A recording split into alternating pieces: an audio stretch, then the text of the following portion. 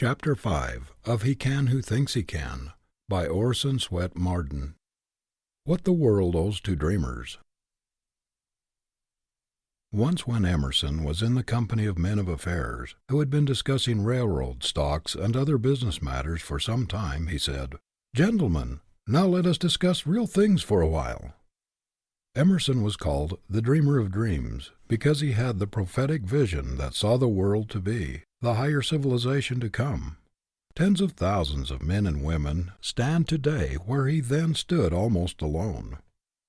Edison is a dreamer because he sees people half a century hence using and enjoying inventions, discoveries, and facilities which make the most advanced utilities of today seem very antiquated.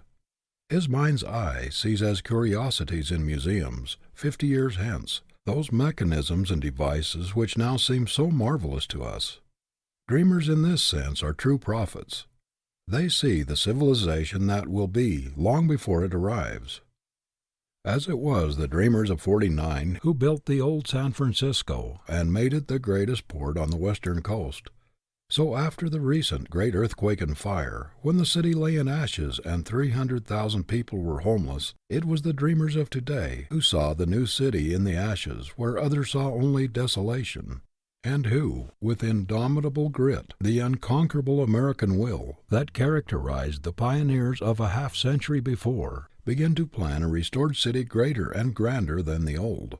It was in dreams that the projectors of the great transcontinental railroads first saw teeming cities and vast business enterprises, where the more practical men, without imagination, saw only the great American desert, vast alkali plains, sage-grass, and impassable mountains. The dreams of men like Collis P. Huntington and Leland Strafford bound together the East and the West with bands of steel, made the two oceans neighbors, reclaimed the desert, and built cities where before only desolation reigned. It was the persistency and grit of dreamers that triumphed over the congressmen without imagination who advised importing dromedaries to carry the mails across the great American desert, because they said it was ridiculous, a foolish waste of money, to build a railroad to the Pacific Ocean, as there was nothing there to support a population. It was such dreamers as those who saw the great metropolis of Chicago in a straggling Indian village, who saw Omaha, Kansas City, Denver, Salt Lake City, Los Angeles, and San Francisco many years before they arrived, that made their existence possible.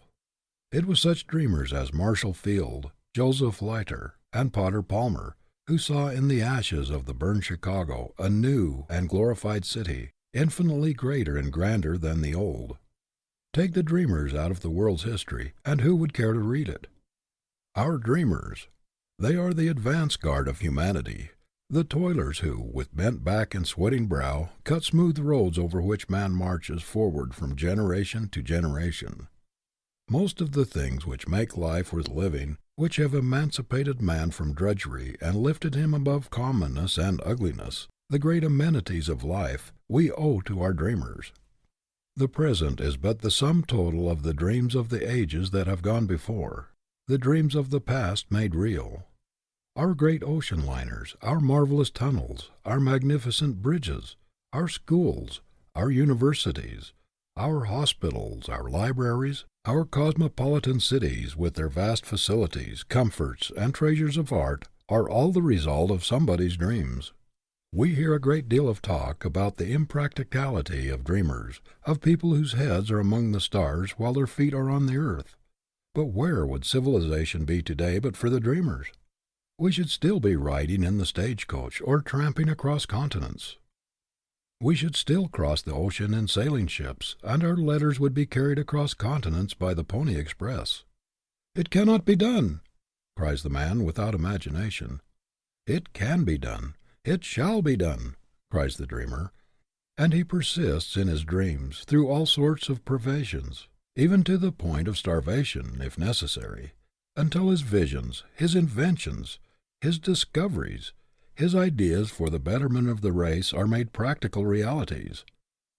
What a picture the dreamer Columbus presented as he went about exposed to continual scoffs and indignities, characterized as an adventurer, the very children taught to regard him as a madman and pointing to their foreheads as he passed. He dreamed of a world beyond the seas, and in spite of unspeakable obstacles, his vision became a glorious reality. It was the men who, a quarter of a century ahead of their contemporaries, saw the marvelous hoe press in the hand press that made modern journalism possible. Without these dreamers our printing would still be done by hand. It was the men who were denounced as visionaries who practically annihilated space and enabled us to converse and transact business with people thousands of miles away as though they were in the same building with us. How many matter-of-fact, unimaginative men who see only through practical eyes would it take to replace a civilization, an Edison, a Bell, or a Marconi? The very practical people tell us that the imagination is all well enough in artists, musicians, and poets, but that it has little place in the great world of realities. Yet all leaders of men have been dreamers. Our great captains of industry, our merchant princes, have had powerful prophetic imaginations. They had faith in the vast commercial possibilities of our people. If it had not been for our dreamers, the American population would still be hugging the Atlantic coast. The most practical people in the world are those who can look far into the future and see the civilization yet to be, who can see the coming man emancipated from the narrowing, hampering fetters, limitations, and superstitions of the present day, who have the ability to foresee things to come with the power to make them realities. The dreamers have ever been those who have achieved the seemingly impossible. Our public parks, our art galleries, our great institutions are dotted with monuments and statues which the world has built to its dreamers, those who saw visions of better things, better days for the human race. What horrible experiences men and women have gone through in prisons and dungeons for their dreams. Dreams which were destined to lift the world from savagery and emancipate man from drudgery. The very dreams for which Galileo and other great scientists were imprisoned and persecuted were recognized as science only a few generations later. Galileo's dream gave us a new heaven and a new earth. The dreams of Confucius, of Buddha, of Socrates have become realities in millions of human lives. Christ himself was denounced as a dreamer, but his whole life was a prophecy, a dream of the coming man, the coming civilization. He saw beyond the burlesque of the man God intended, beyond the deformed, weak, deficient, imperfect man heredity had made, to the perfect man, the ideal man, the image of divinity. Our visions do not mock us.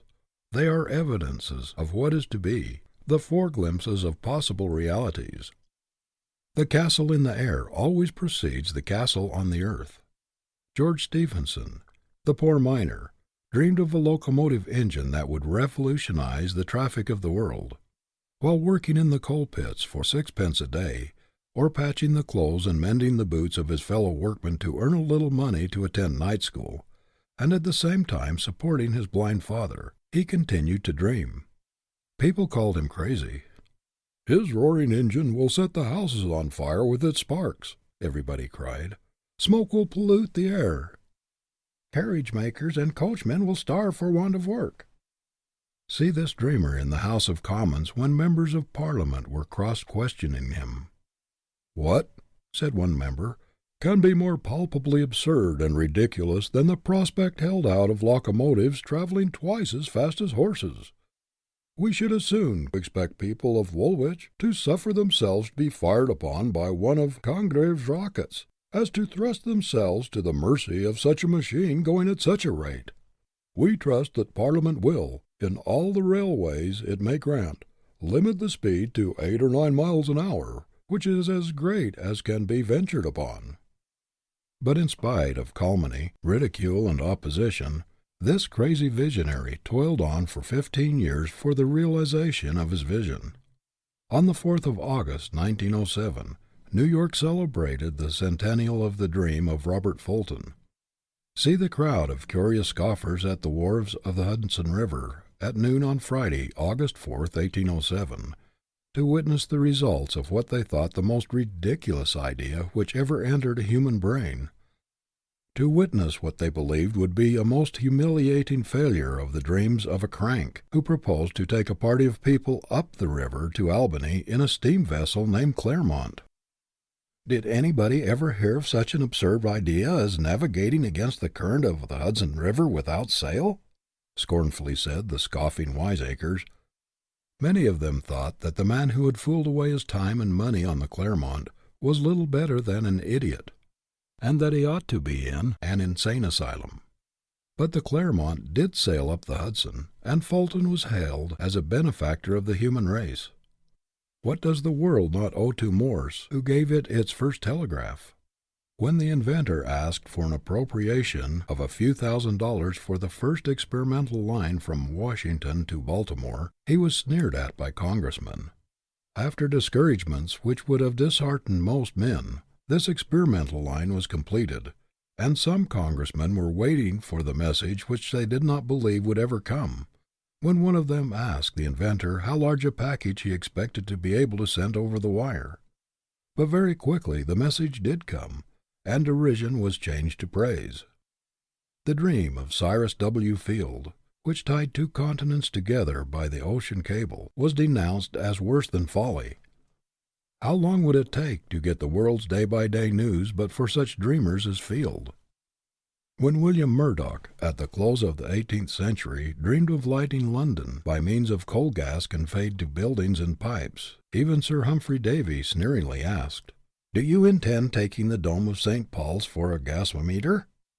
Sir Walter Scott, too, ridiculed the idea of lighting London by smoke, but he lived to use this same smoke dream to light his castle at Abbotsford. "What?" said the wise scientist. "A light without a wick? Impossible!" How people laughed at the dreamer Charles Goodyear, who struggled with hardships for 11 long years while trying to make India rubber of practical use. See him in prison for debt, still dreaming, while pawning his clothes and his wife's jewelry to get a little money to keep his children from starving. Note his sublime courage and devotion to his vision, even when without money to bury a dead child, while his 5 other children were near starvation, and his neighbors were denouncing him as insane.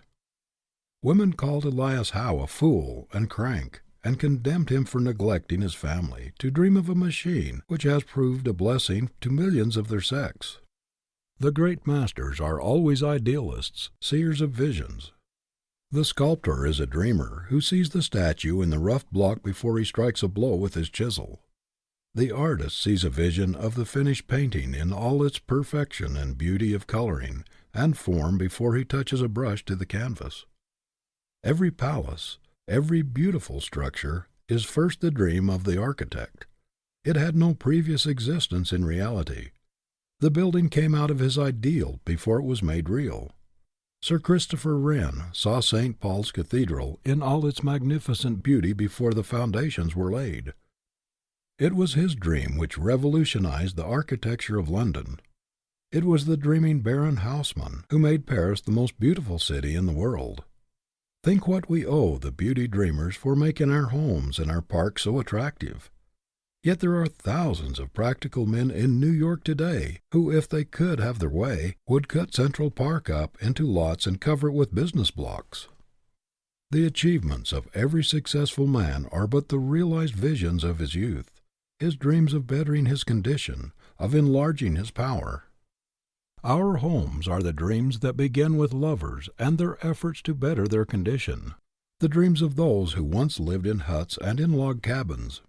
The modern luxurious railway train is the dream of those who rode in the old stagecoach. Not more than a dozen years ago, the horseless carriage, the manufacture of which now promises to make one of the largest businesses in the world, was considered by most people in the same light as is the airship today. But there has recently been an exhibition of these dreams in Madison Square Garden, New York, on a scale so vast in the suggestiveness of its possibilities as to stagger credulity. Half a dozen years since, this invention was looked upon as a mere toy, a fad for a few millionaires. 12 years ago, there was not a single factory in America making cars for the market. 14 years ago, there were only 5 horseless vehicles in this country, and they had to be imported at extravagant prices. Today, there are over 100,000 in actual use. Instead of being a toy for millionaires, the automobile is now being used in place of horses by thousands of people with ordinary incomes. This dream is already helping us to solve the problem of crowded streets. It is providing a great educator as well as a health giver by tempting people into the country. The average man will ultimately, through its full realization, practically travel in his own private car. In fact, this dream is becoming one of the greatest joys and blessings that has ever come to humanity. It was the wonderful dream in steel of Carnegie, Schwab, and their associates together with that of the elevator creator that made the modern city with its skyscrapers possible. What do we not owe to our poet dreamers who, like Shakespeare, have taught us to see the uncommon in the common, the extraordinary in the ordinary? The divinest heritage of man is the capacity to dream. It matters not how much we have to suffer today, if we believe there is a better tomorrow. Even stone walls do not a prison make to those who can dream. Who would rob the poor of this dreaming faculty that takes the drudgery out of their dry, dreary occupations? Who would deprive them of the luxuries which they enjoy in their dreams of a better and brighter future, of a fuller education, of more comforts for those dear to them? There is no medicine like hope, no incentive so great and no tonic so powerful as expectation of something better tomorrow. Dreaming is especially characteristic of the typical American. No matter how poor or what his misfortune, he is confident, self-reliant, even defiant at fate, because he believes better days are coming. The clerk can live in a store of his own, which his imagination builds. The poorest factory girl dreams of a beautiful home of her own. The humblest dream of power. The ability to lift oneself instantly out of all perplexities, trials, troubles, and discordant environment into an atmosphere of harmony and beauty and truth is beyond price. How many of us would have heart enough, hope enough, and courage enough to continue the struggle of life with enthusiasm if our power of dreaming were taken away from us? It is this dreaming, this hoping, this constant expectancy of better things to come that keeps our courage, lightens our burdens, and makes clear the way. I know a lady who has gone through the most trying and heart-rending experiences for many years, and yet everybody who knows her marvels at her sweetness of temper, her balance of mind, and beauty of character. She says that she owes everything to her ability to dream, that she can at will lift herself out of the most discordant and trying conditions into a calm of absolute harmony and beauty, and come back to her work with a freshened mind and invigorated body. The dreaming faculty, like every other faculty, may be abused. A great many people do nothing but dream. They spend all their energies in building air castles which they never try to make real. They live in an unnatural, delusive, theoretical atmosphere until the faculties become paralyzed from inaction. It is a splendid thing to dream when you have the grit and tenacity of purpose and the resolution to match your dreams with realities. But dreaming without effort, wishing without putting forth exertion to realize the wish, undermines the character. It is only practical dreaming that counts, dreaming coupled with hard work and persistent endeavor. Just in proportion as we make our dreams realities, shall we become strong and effective. Dreams that are realized become an inspiration for new endeavor. It is in the power to make the dream good that we find the hope of this world. Dreaming and making good, this was what John Harvard did when with his few $100s he made Harvard College possible. The founding of Yale College with a handful of books was but a dream made good. President Roosevelt owes everything to his dream of better conditions for humanity, of higher ideals, his dream of a larger, finer type of manhood, of better government, of finer citizenship, of a larger and cleaner manhood and womanhood. The child lives in dreamland. It creates a world of its own, and plays with the castles it builds. It traces pictures which are very real to it. It enjoys that which was never on sea or land, but which has a powerful influence in shaping its future life and character. Do not stop dreaming. Encourage your visions and believe in them. Cherish your dreams and try to make them real. This thing in us that aspires, that bids us to look up, that beckons us higher, is God-given. Aspiration is the hand that points us to the road that runs heavenward. As your vision is, so will your life be. Your better dream is the prophecy of what your life may be, ought to be. The great thing is to try to fashion the life after the pattern shown us in the moment of our highest inspiration, to make our highest moment permanent. We are all conscious that the best we do is but a sorry apology for what we ought to do, might do. The average man is but a burlesque of the sublime man God intended him to be. We certainly were made for something larger, grander, and more beautiful than we are. We have a feeling that what we are is out of keeping with, does not fit the larger, greater life plan which the Creator patterned for us. That it is mean, sordid, stingy, and pinched compared with the pattern of that divine man shown us in the moment of our highest vision. It is this creative power of the imagination, these dreams of the dreamers made good, that will ultimately raise man to his highest power, that will break down the barriers of caste, race, and creed, and make real the poet's vision of the Parliament of Man, the Federation of the World. The golden age lies onward, not behind. The pathway through the past has led us up. The pathway through the future will lead on, and higher. End of chapter 5.